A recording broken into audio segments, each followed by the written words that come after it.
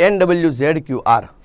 NWZQR નો મતલબ એવો થાય, N એટલે નેચરલ સંખ્યા, પ્રાકૃતિક સંખ્યા, W પૂર્ણ સંખ્યા, Z પૂર્ણાંક સંખ્યા, Q જે સંખ્યાઓ અસમય નથી, સમય નથી તેવી અસમય સંખ્યાઓ, અને રિયલ નંબર્સ વાસ્તવિક સંખ્યા, વિશ્વની બધી જ સંખ્યાઓનો એમાં સમાવેશ થઈ જાય.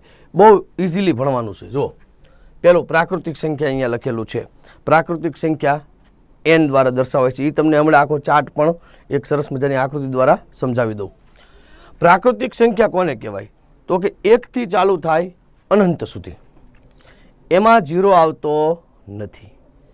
0 નથી આવતો, કોઈ પણ ઋણ સંખ્યા પણ આવતી નથી, અંશ અને છેદવાળી સંખ્યા પણ આવતી નથી. પ્રાકૃતિક સંખ્યા એટલે 1 થી શરૂ થાય અનંત સુધી. આના માટે પ્રશ્ન એક જ યાદ રાખવાનો છે, સૌથી નાની પ્રાકૃતિક સંખ્યા કઈ? તો કે 1. આગળ વાત કરીએ. પૂર્ણ સંખ્યા, વોલ નંબર્સ.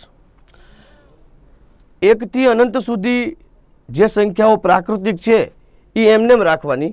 વધારાની સંખ્યા 0. સૌથી નાની પૂર્ણ સંખ્યા તમને પૂછે તો તમારે પહેલો જવાબ લખવાનો છે 0. પ્રાકૃતિક સંખ્યા પૂછે તો 1. ઓલી પ્રાકૃતિક 1 થી અનંત હતી, આ 0 થી અનંત છે. મતલબ બધી પ્રાકૃતિક સંખ્યા પૂર્ણ સંખ્યામાં સમાવેશ થઈ જાય છે. એ ઉપરાંત વધારાનો 0. પૂર્ણાંક સંખ્યા Z, એને I પણ કહી શકાય છે. તમામ ઋણ, તમામ ધન અને 0. પ્રાકૃતિક સંખ્યામાં જોયું 1 થી શરૂ થઈ અનંત સુધી.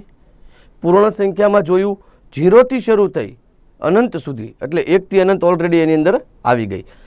પૂર્ણાંક સંખ્યાની અંદર 0 થી અનંત તો ખરું જ, પણ સંખ્યા રેખાની ડાબી બાજુ જે ઋણ સંખ્યાઓ આવે છે, માઇનસ સંખ્યાઓ આવે છે, એ બધાનો પણ આની અંદર ઉલ્લેખ થશે. ખ્યાલ આવી ગયો તમને? ફરીથી બોલું છું. 1 થી અનંત પ્રાકૃતિક, 0 થી અનંત પૂર્ણ, 0 થી અનંત અને 0 થી આ બાજુ ઋણમાં પણ અનંત, એટલે પૂર્ણાંક સંખ્યા. સમજો, પ્રાકૃતિક બધી પૂર્ણમાં આવી ગઈ ને પૂર્ણ બધી પ્રાકૃતિકમાં આવી ગઈ. આગળ વાત કરીએ. સમય સંખ્યા. સમય સંખ્યા એટલે એવી સંખ્યા કે જે અસમય ન હોય તે. અસમય એટલે બહુ લિમિટેશન છે. અસમયનો મતલબ એવો થાય કે જે સંખ્યાની કોઈ ચોક્કસ વેલ્યુ ના હોય, જે સંખ્યાની કોઈ પરફેક્ટ કિંમત ના હોય, પરફેક્ટ વેલ્યુ ના હોય, ચોક્કસ કિંમત ના હોય, તેને અસમય સંખ્યા કહે છે. દાખલા તરીકે 13 છે, એને વર્ગમૂળમાં તમે લખો, એનું વર્ગમૂળ નીકળે નહીં. એના ભાગાકારની અંદર ભાગફળમાં જે પોઈન્ટ પછીની સંખ્યાઓ છે અનંત સુધી ચાલ્યા કરે, પુનરાવર્તન થતી નથી. મતલબ એને અસમય સંખ્યા કહેવાય. પાઈ છે, અસમય છે, વારા ઘડીએ પૂછાઈ ગઈ છે. પાઈ અસમય છે, વારા ઘડીએ પૂછાઈ ગઈ છે, તમે યાદ રાખી લેજો. ઓકે. સમય સંખ્યાને પીના છેદમાં ક્યુમાં દર્શાવી શકાય જ્યાં ક્યુ બરાબર નોટ 0. જો પી અથવા ક્યુમાંથી એક 0 આવે તો એ સંખ્યા કહી શકાય નહીં, એ અસમય થઈ જાય અથવા તો એની કોઈ વેલ્યુ નથી. ઓકે, આગળ વાત કરીએ. અસમય સંખ્યાની અંદર એક નાનો અમથો કોયડો તમને પૂછી લઉં. હું હમણાં એમ બોલ્યો કે પાઈ અસમય સંખ્યા છે. હવે તમને સવાલ પૂછે કે 22/7 કેવી સંખ્યા છે? તો આપણે પ્રાથમિક શાળાથી ભણતા આવ્યા છીએ કે પાઈ બરાબર 22/7 અથવા 3.14 લેવા. 22/7 જો પીના છેદમાં ક્યુ લખી શકાય છે, માટે એ અસમય નથી, એ સમય સંખ્યા છે. અહીંયા તમે ક્યારેક ભૂલ કરી શકો. 3.14 છે તો 3.14 ને તમે 314 છેદમાં 100 લખી શકો. મતલબ આ સમય સંખ્યા છે. હવે આપણે તો એવું ભણ્યા છીએ કે પાઈ બરાબર 22/7, પાઈ બરાબર 3.14, તો પાઈ અસમય અને આ બંને કેમ સમય? તો એનો જવાબ એ છે કે આપણા ગણિતશાસ્ત્રીઓએ પાઈને અસમય સંખ્યા દેખાડેલી છે અને એ સાચું છે. પાઈની કોઈ ચોક્કસ કિંમત નથી, પણ ગણતરી કરવા માટે પાઈની સૌથી નજીક જવા માટે કઈ કિંમત આવતી હોય છે એના માટે 22/7 અને 3.14 લેવાના. એની સૌથી નજીકની સંખ્યા છે, નોટ પરફેક્ટ પાઈ. ઓકે, ચાલો આ વાત અહીંયા તમને સમજાઈ ગઈ હશે. આગળ 5 અસમય સંખ્યા, જે હમણાં વાત થઈ. પાય અસમય સંખ્યા છે. એ સિવાય જેનું વર્ગમૂળ ન નીકળે એ તમામ સંખ્યાઓ અસમય સંખ્યા છે. 3નું વર્ગમૂળ ન નીકળે, 2નું ન નીકળે, 5નું ન નીકળે, 7નું ન નીકળે, 11નું ન નીકળે, 13નું ન નીકળે, એ બધી સંખ્યા અસમય સંખ્યા છે. બરોબર? ઓકે. હવે છેલ્લે આવે છે આર. આર એટલે વાસ્તવિક સંખ્યા, રિયલ નંબર્સ. એની અંદર એક જ વાક્ય કહી શકાય કે વિશ્વની તમામ સંખ્યાઓ વાસ્તવિક સંખ્યાની અંદર સમાવેશ થઈ જાય છે. વિશ્વની તમામ સંખ્યાઓ એટલે બધી, સમય, અસમય, પૂર્ણાંક, અપૂર્ણાંક, પ્રાકૃતિક, પૂર્ણ, વ્યસ્ત, વિરોધી, જેટલી આવતી હોય બધી આની અંદર, અવિભાજ્ય, વિભાજ્ય, બધું આની અંદર આવી જશે. બરોબર?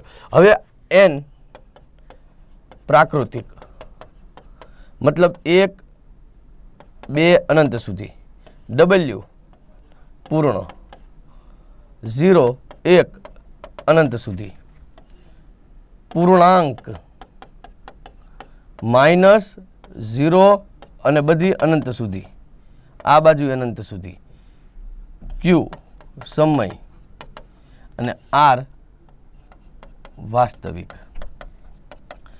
જે શરૂઆતથી ભણતા આવ્યા છો, પ્રાકૃતિક બધી પૂર્ણમાં આવી ગઈ, પૂર્ણ બધી પૂર્ણાંકમાં આવી ગઈ, પૂર્ણાંક બધી સમયમાં આવી ગઈ અને સમય બધી વાસ્તવિકમાં આવી ગઈ. NWZQR આ રીતે તમારે લખી શકાય. અને આ ઉપગણ હોવાની નિશાની છે. એનના બધા સભ્યો ડબલ્યુમાં, ડબલ્યુના ઝેડમાં, ઝેડના ક્યુના, ક્યુના આરમાં. એક વખત ટેટ 1 અને એક વખત તલાટી. 2 વાર બેઠે બેઠું પૂછાઈ ગયેલું છે કે નીચેનામાંથી કયું સત્ય છે. તમારે આ જ યાદ રાખવાનું છે કે NWZQR અને નિશાની બધાની વચ્ચે આવી હોવી જોઈએ. બરોબર? આ પૂછાવા માટેનો સવાલ છે. હવે જે વસ્તુ એકાબીજીમાં સમાવેશ થાય છે એના માટે એક સરસ મજાની આકૃતિ તમે સમજી શકો. પ્રાકૃતિક સંખ્યા, પૂર્ણ સંખ્યા, પૂર્ણાંક સંખ્યા, રેશનલ નંબર ને ઇરેશનલ નંબર. મતલબ સમય સંખ્યા, અસમય સંખ્યા. સમય સંખ્યા અને અસમય સંખ્યા નોખી છે, બટ લેકિન પરંતુ બંને રિયલ નંબર્સ એટલે કે વાસ્તવિક સંખ્યા, દુનિયાની બધી જ સંખ્યા જેમાં સમાવેશ થાય છે એમાં એ બંનેનો પણ સમાવેશ થઈ જાય છે. તમે આવી રીતે પણ સરસ મજાનો ચાર્ટ દ્વારા આ વસ્તુને યાદ રાખી શકો ખરા. આગળ વાત કરીએ. હવે આને સંબંધિત થોડાક પ્રશ્નો છે જેના જવાબ હું અહીં આપીશ, તમને સમજાવીશ, શીખવાડીશ. અને આ પ્રશ્નો જેવા પૂરા થાય એટલે તમારે તરત જ પ્રેક્ટિસનું એક સરસ મજાનું પેજ આવશે જેમાં 8, 10, 12, 15 એવી પ્રેક્ટિસો તમને આપીએ છીએ, જાતે ગણવાની છે. ઓકે. વર્ગમૂળ 13 એ ખાલી જગ્યા સંખ્યા છે. વર્ગમૂળ 13નું વર્ગમૂળ નીકળી શકે નહીં. જેનું વર્ગમૂળ ન નીકળી શકે એ અસમય સંખ્યા કહેવાય. એનો જવાબ આવશે ડી. બરોબર? ઓકે. પૂર્ણાંક સંખ્યા કોને કહેવાય? આપણે રિવિઝન કરતા જઈએ તો કે પૂર્ણાંક સંખ્યા તમામ -0, તમામ ધન. ઓકે. પ્રાકૃતિક સંખ્યા તો કે 1 થી શરૂ થાય અનંત સુધી. સમય સંખ્યા તો કે એવી સંખ્યા કે જે અસમય ન હોય. અસમય ન હોય એવું એટલા માટે વારાઘડીએ બોલું છું કે અસમય લિમિટેડ છે, જેની કોઈ ચોક્કસ કિંમત નથી, પણ સમયની ચોક્કસ કિંમત છે. પીના છેદમાં ક્યુ જેને લખી શકાય એ સમય સંખ્યા છે. આગળ નાનામાં નાની પ્રાકૃતિક સંખ્યા, જવાબ આવડવો જોઈએ. 1 થી અનંત સુધી. નાનામાં નાની પૂર્ણ પૂછ્યું હોત તો 0. સૌથી નાની પ્રાકૃતિક સંખ્યા અને સૌથી નાની પૂર્ણ સંખ્યા વચ્ચેનો તફાવત. હવે પ્રાકૃતિક સંખ્યા એટલે કે 1, પૂર્ણ સંખ્યા એટલે કે 0. બેનો તફાવત એટલે બાદબાકી. 1 માંથી 0 બાદ કરો 1. જવાબ આવશે ઓપ્શન એ. આગળ વાત કરીએ. ખાલી જગ્યા ધન પૂર્ણાંક કે ઋણ પૂર્ણાંક નથી. 1 છે ધન છે, -1 છે ઋણ છે, વધ્યો કોણ? 0. હજારે ધન છે. આવા પૂછે ને તો આ ગોડ ગિફ્ટ કહેવાય. પણ ઝીણી ઝીણી વસ્તુ એક વખત આ 10-15 મિનિટનો વિડીયો જોયા પછી આ તમારા માટે આશીર્વાદ રૂપ કહેવાય, ભેટ મળી કહેવાય.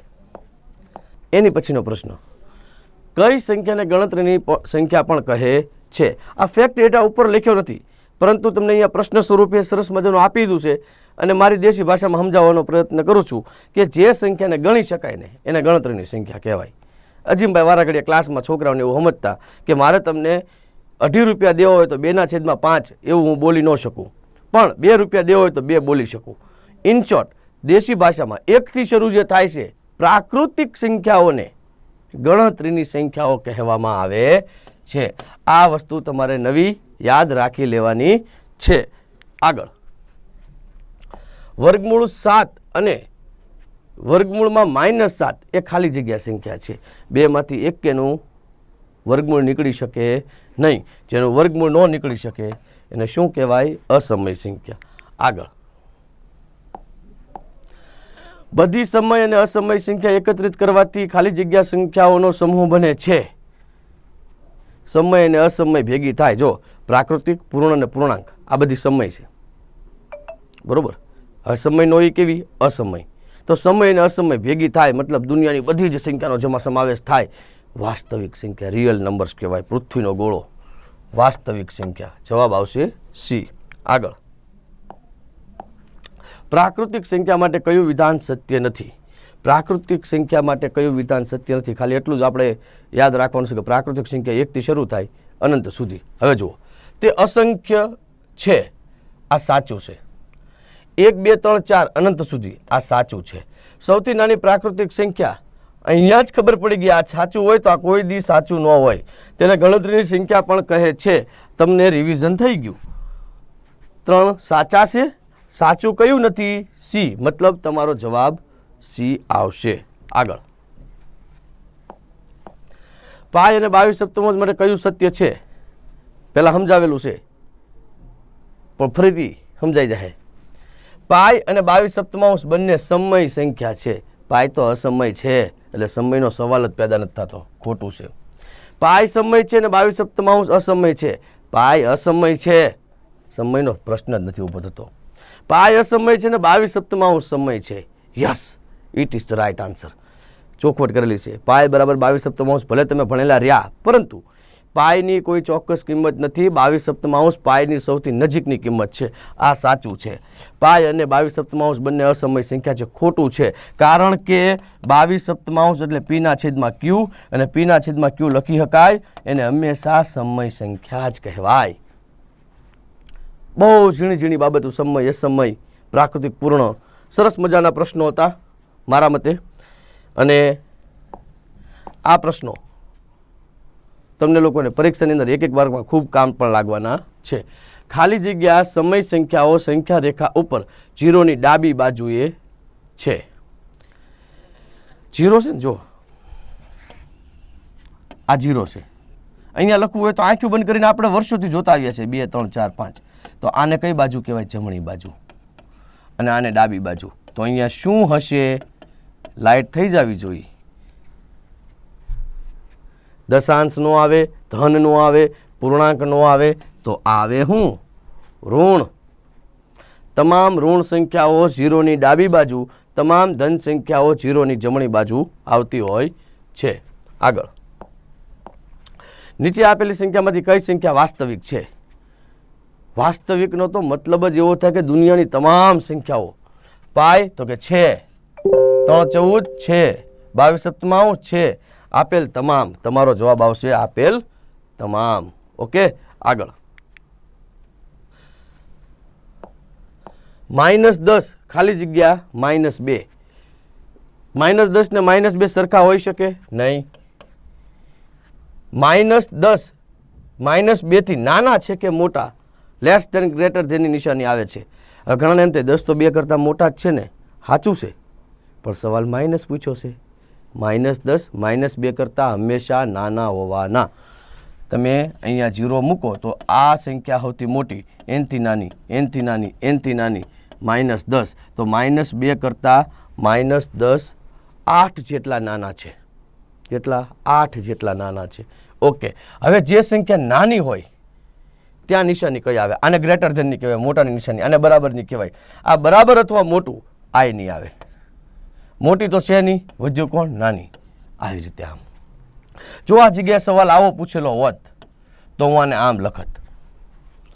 આ ખાલી તમને એક નાની અમથી એવી સમજણ આપવા માટેની દાખલો છે કે માઇનસમાં જેમ સંખ્યા વધતી જાય એમ એની કિંમત ઘટતી જાય. બરાબર? ઓકે. આ ઓછો લેણામાં છે, આ વધુ લેણામાં છે, માઇનસમાં છે. આગળ. Thank you. ખૂબ ખૂબ આભાર.